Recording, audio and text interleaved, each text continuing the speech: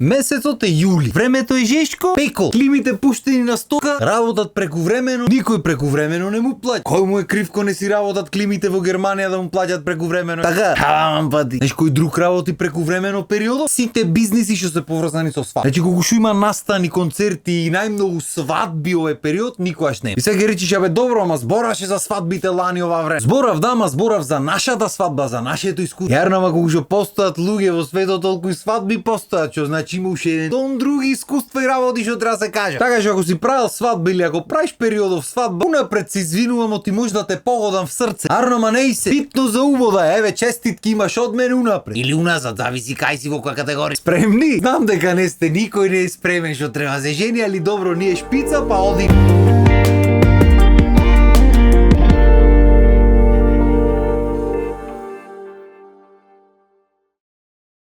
Свадба. Ако има нешто по-психички и физички заморно од свадба, еве ја. Сам не на денот, иако е премногу работи се дешават, не е толку заморен, пошто се дешава на брзина, знаеш, кога ти се погодени луѓето, кога ти е погодено се, некако во еден миг поминва целото, готово. Ама зато денојте пред свадба. Па особено па ако реновираш, ако сакаш да разубаеш, па како ќе дојдат луѓето речат, море кај дојдов. Па ако сакаш се цакум пакум да ти види. Па ако си пимпирли, ако имаш испланирано детал до све, до секој ќоше, до секој цвеќе, до секој чекор, до секој потек, до секој осме. Па вие не знам па како живеете. Тоа е чудо некој. Има море луѓе што не знам, ќе земи ќе се замара буквално за секоја точка. И то не е ништо лошо, мислам, еднаш го правиш во животот, така може да треба да се позамара. Јас лично не сум од тие пили. Фала Богу и невеста да не. Се позамара за неколку работи, другото го остае да си течи природно. И си поминавме мерац. Ти знаеш како колку поќе работи и детали гледаш, толку поќе работи можат да тргнат од нопа. Ме сваѓаш? Значи ако се замараш за 2-3 работи, само 2-3 работи може да се расипат во текот на цел ден. А ако се замараш за 300 работи, тогаш постои можност сите 300 работи да се расипат. И сега кој ќе си поминиш поубаво, ако се расипат 300 или ако се расипат 3 работи. Така, седи море, вие логика немате учено. И јас немам, ама ајде. И сега кај секој различно, ама обично мажите помалце се замарат од жени. Нема бегање од разликите маж-жена, брат, секде ќе исполнуваме тоа. Ама јако е пошто ги речиш една работа, иста работа е свадба, би требало кај двете личности се одвива подеднакво. А не е можно колку е голема разлика. Уште од моментот кога ќе се одлучи дека свадба се прави, кога ќе кажат младите ние се земам, кога ќе слушнат од страната на невестата што се дешава. Леле, пресрекни сме, леле, срце мој. Најсрекни да сте вечни, леле, колку се радва. Како кузна и што да се како свето да го има освоено, ме сваѓа. Не дека е мала работа, се разберим. Ама жените од мали се принцези, невести, тоа е првата работа што имат играно како дечи. И цел нивни живот се врти са не цел, ама така се вели околу таа една работа. Тој што тоцко чупе до гоке, како облекват од дом, како невеста. Сите кукли, сите игри, се што се дешава, се што се врти околу тоа. Женското треба да е невеста. Родителите од двај чекат да ја омажат за да тргнат од дома да му се намалат трошоците, ме сваѓа. Значи цел нејзин живот околу свадбата се врти. И тоа е еден среќен емотивен момент за цела фамилија. И за неј и за сите што познаваат. Кај мажо го разберат другарите која е реакција. Слушнаве, Виктор ќе се жени. Шо збора? Шо го најде така? Не знаме, брат, еве нек ни објави. Како кузне, како некоја болест да имаш фатен. Како да ги си ја клаиш врвца да се ортомата околу и готово. Море викаш ќе се жени. Немој нешто направиме, го спасиме човек. Не можеш, брат, тоа е закажеа све готово. Таа е таа разлика фундаментална што би се рекла. Сите што ги ја сретнат невестата му честитат, ја гушкат, пресрекни се. Сите што ќе сретнат зетот му велат ајде со здравје си го носи. Паднав тавче. Добре дојде во клуб и така ната. Сега не дека е лошо да си женет, насмеј се. Еве, на пример, мене ми е многу убаво ако се жени, насмеј се пак и не се гледај во мене.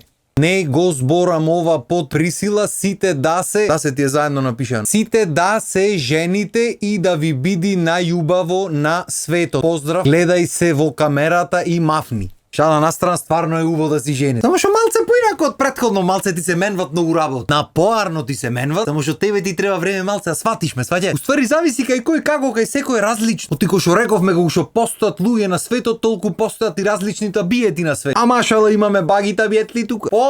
Сега промената на тоа како ти е пред и после свадбата е тесно поврзана со табиетот на луѓе. И тука стварно не постојат правила. Пример, има луѓе што ќе видат 10 години заедно, ќе се земат и ќе се разведат за едно едно време. И речиш 10 години се заедно, сигурно се знаат. Поубаво од тие што се знаат никој не се знае. А има луѓе што па и не се знаат. Значи месец, два, 2 недели има луѓе што се знаат и ќе се земат и ќе му легни работата и цел живот заедно ќе помине. Значи правила нема. Ама има некои основни работи што убаво е човек да ги гледа или да ги припази или да ги бара. Например, убаво е да помините некој период заедно. А не мора 10 години. А колку подолго сте заедно, толку поќе ја знаеш личноста, ги учиш сите предности, сите мани, гледаш како функционирате заедно, поќе добиваш до знаење како ќе функционирате понатаму, како ќе решавате проблемите и така натаму. А уште поубаво и да имате живеено заедно. Пошто ако не живеете заедно дури 5 сати дено да се гледате 5 сати, не си цел ден со истата ли. Ови влези затвори се со некоја личност секој ден нон-стоп заедно со години да видиме дали ќе успее и дали ќе издржиш таитите. Оти на крајот на денот тебе ти треба личност со која ќе градиш некаков живот. Така ти треба личност што знаеш дека ќе биде со тебе во добро и во лошо и да сте затворени во некој простор цел живот без ништо и кој ќе ошетате свето и кој ќе имате се и така натаму. То треба да го најди. А то не се наоѓа од неколку сати дено гледање или од убајната на луѓе. Пошто изгледо може битен за кој се запознаваш или нешто, а понатаму ич немен. Пошто и најубајте луѓе на свето кога тогаш ќе остарат и ќе осменат тој убајо изглед. Значи тоа е неизбежно. Изгледот ќе си ој, ама карактерот на личност, домашното воспитување и взаемната желба да изградите нешто ќе остане. Ако што рековме на некој му се посреква во ниедно време да го видат сето тој да си ја решат работа.